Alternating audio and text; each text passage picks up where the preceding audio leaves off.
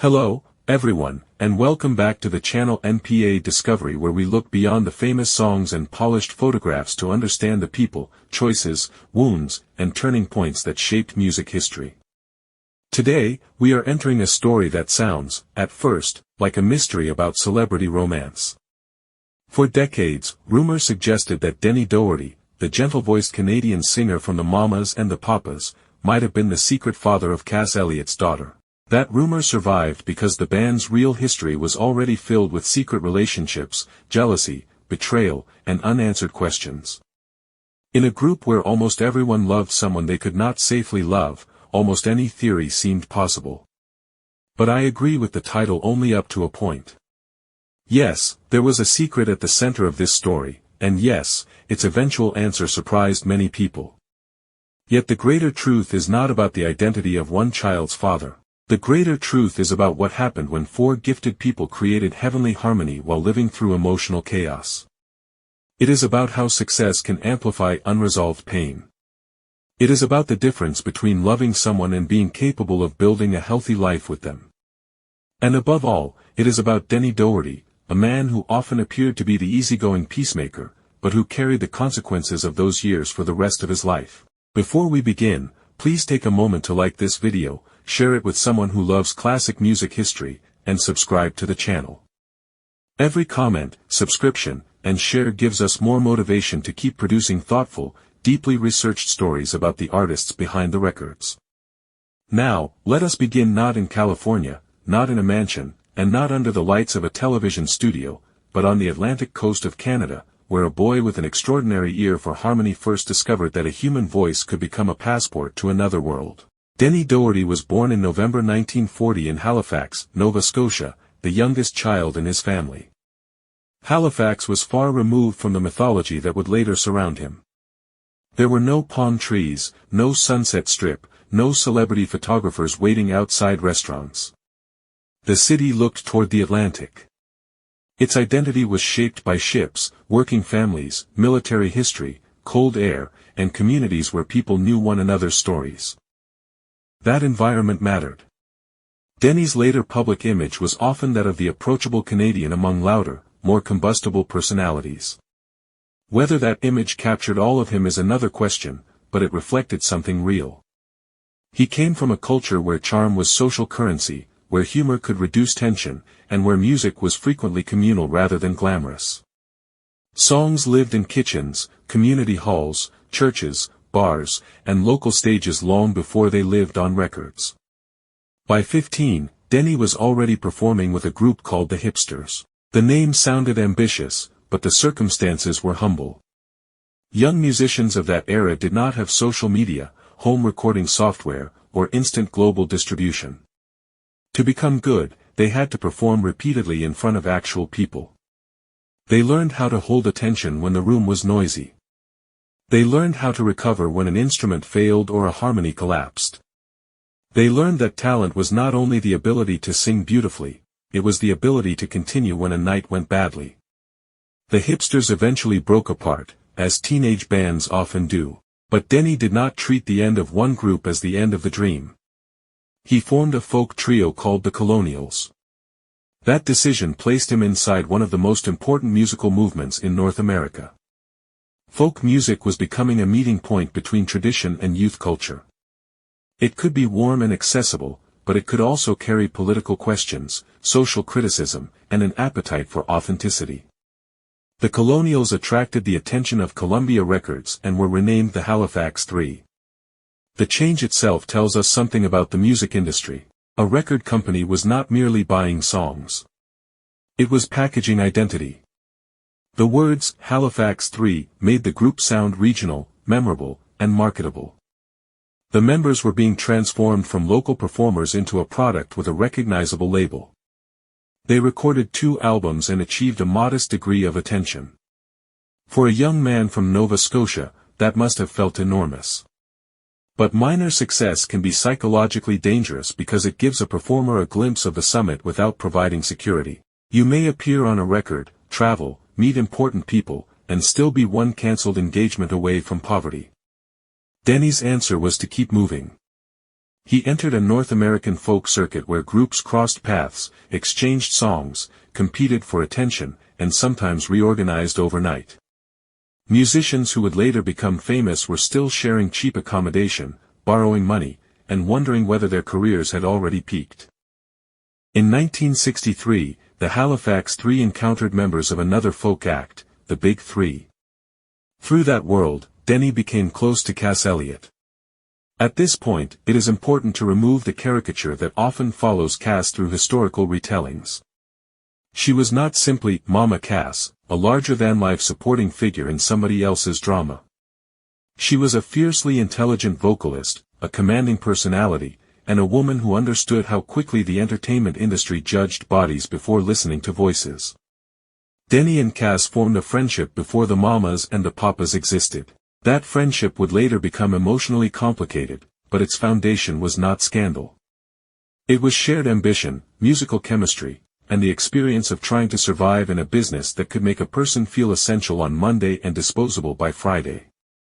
Around the same period, Denny also met John Phillips and Michelle Phillips. John was musically sophisticated, ambitious, controlling, and capable of imagining vocal arrangements with architectural precision. Michelle had a striking presence and a clear, delicate voice that gave harmonies a luminous quality. Together, they seemed glamorous and self-possessed. But glamour frequently functions as a curtain. Behind it, relationships can already contain fractures.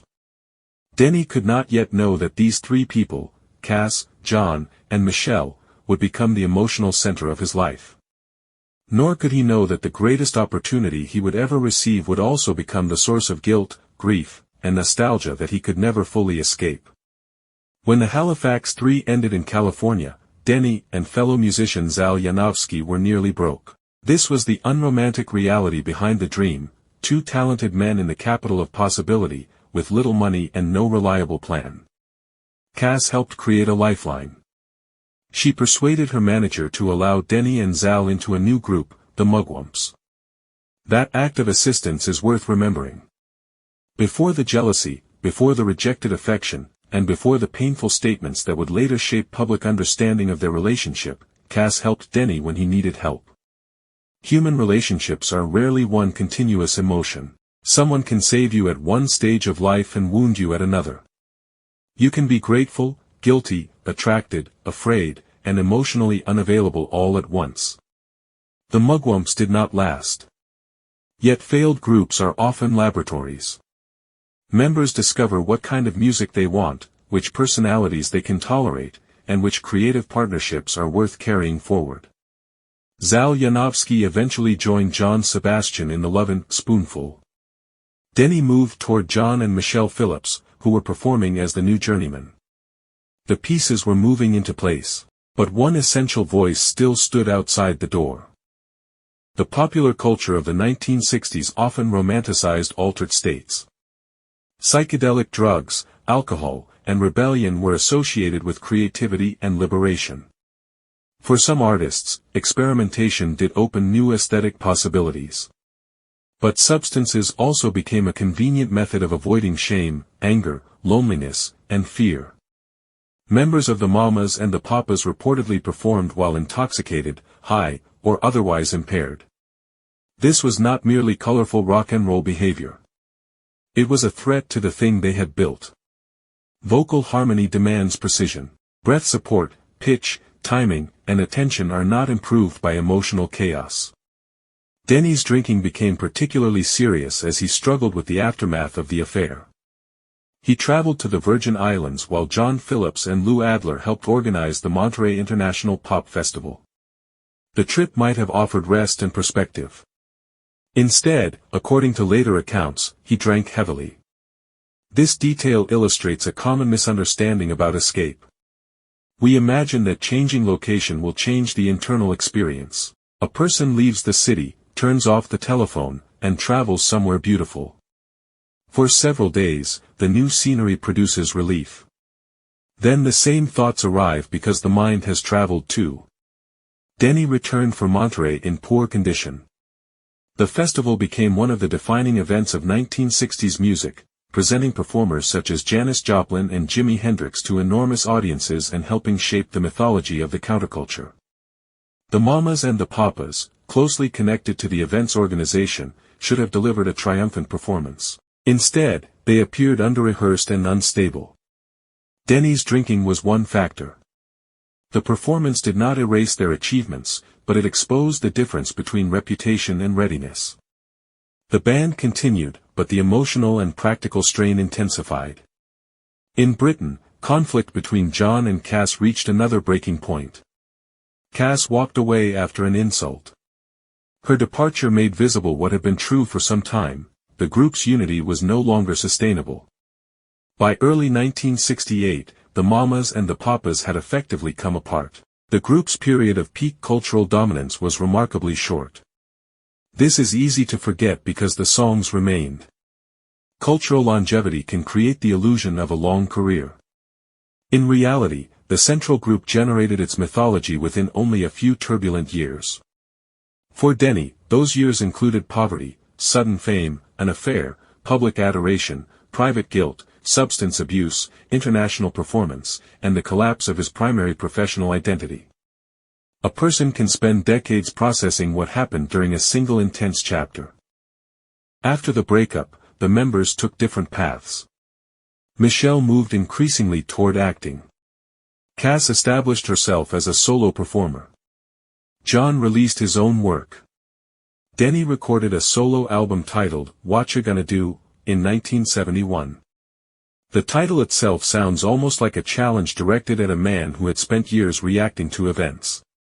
What are you going to do when the group ends? What are you going to do when the woman you loved returns to her marriage? What are you going to do when the friend you hurt remains part of your professional world? What are you going to do when the sound that made you famous cannot be recreated by your voice alone? Cass and Michelle both contributed vocals to Denny's album. That fact demonstrates how resilient, and perhaps how unhealthy, their bonds remained. They could injure one another and still return to the microphone. The shared musical language was stronger than ordinary separation. Cass reportedly continued to hope for a deeper relationship with Denny and at some point proposed marriage. He declined. Later, he discussed his inability to look beyond her size in language that reflected both personal limitation and the era's cruelty toward larger women. We should not repeat that history without examining it. Denny's honesty about his limitation does not make the limitation admirable. Cass was judged throughout her career by a standard that men around her were not required to meet. Her body became public property. Journalists, executives, colleagues, and audiences discussed it as though it were more important than her musicianship. At the same time, romantic attraction cannot be commanded by moral argument. Denny could not manufacture desire out of gratitude or friendship. The tragedy was not simply that he did not marry Cass. The tragedy was the emotional imbalance. She hoped for a relationship he was unable or unwilling to offer, and their continued closeness prevented a clean end. In 1971, Denny married Linda Woodward, a singer who had worked on his album. The marriage made the truth unavoidable for Cass. He was capable of commitment, but not to her. Anyone who has loved someone who later commits to another person understands the specific pain of that realization. Rejection can be softened by believing the other person is afraid of marriage, not ready, or too damaged. When they marry someone else, the protective explanation collapses. Yet Cass continued building her career. She was more than this disappointment. She performed, recorded, and developed a public identity outside the group. The nickname Mama Cass remained commercially useful, but she increasingly wanted to be known as Cass Elliot, an individual artist rather than a role inside a former ensemble. Then, in July 1974, she died in London at only 32. In 1967, Cass Elliot gave birth to a daughter, Owen Vanessa Elliot. Cass chose not to reveal the father publicly. In an era when the private lives of famous women were treated as public entertainment, her silence created a vacuum, and rumors entered it.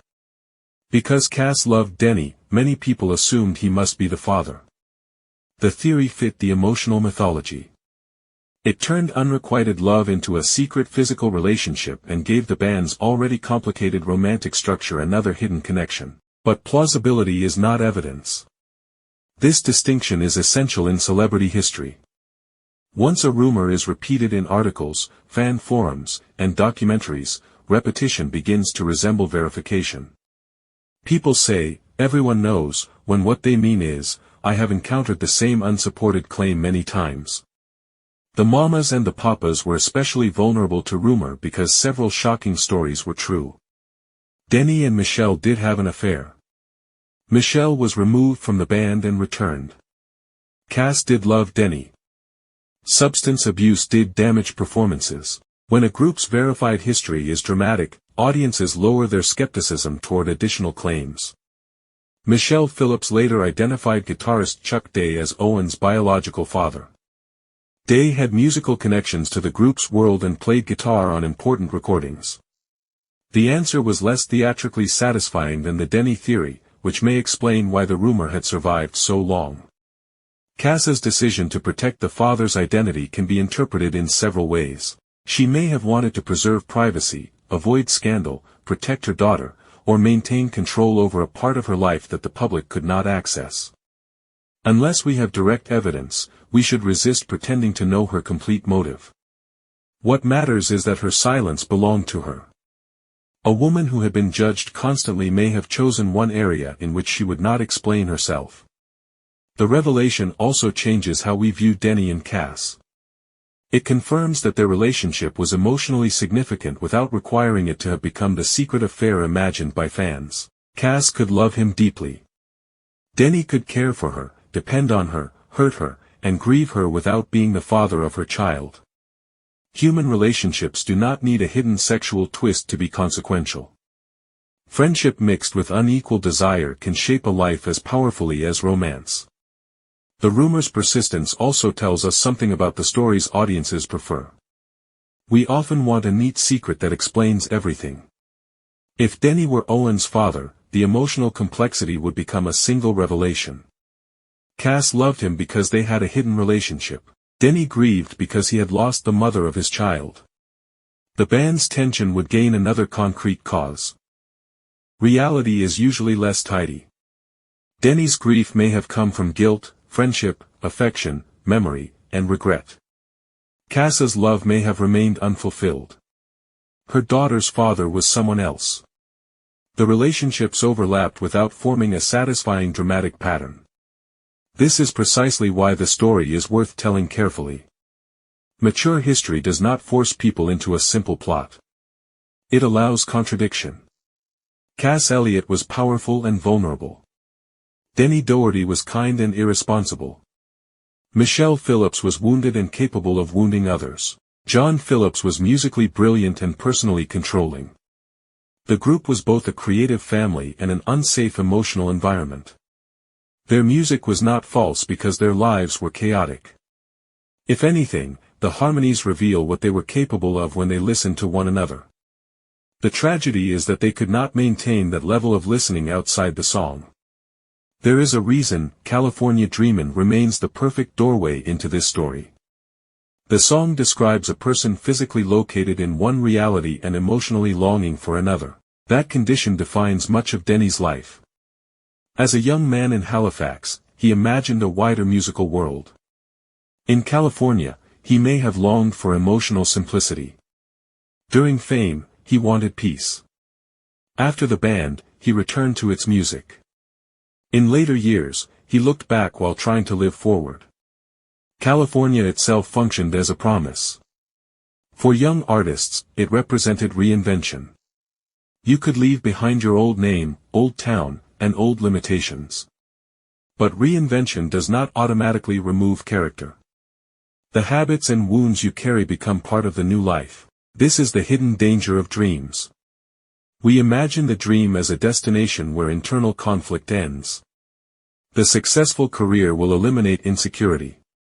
The perfect partner will eliminate loneliness. The new city will eliminate dissatisfaction. Then we arrive and discover that the dream has practical demands. Success requires discipline. Love requires honesty. Freedom requires responsibility. Denny achieved something statistically extraordinary. His voice became part of a recording known around the world. Yet achievement did not answer the basic human questions: whom can I trust? What do I owe the people I hurt? How do I live when the group that defines me no longer exists? How do I forgive myself without pretending I did nothing wrong? These questions explain why music biographies matter even to people who are not musicians. The setting may be glamorous, but the emotional problems are ordinary. Most people will never headline a major festival.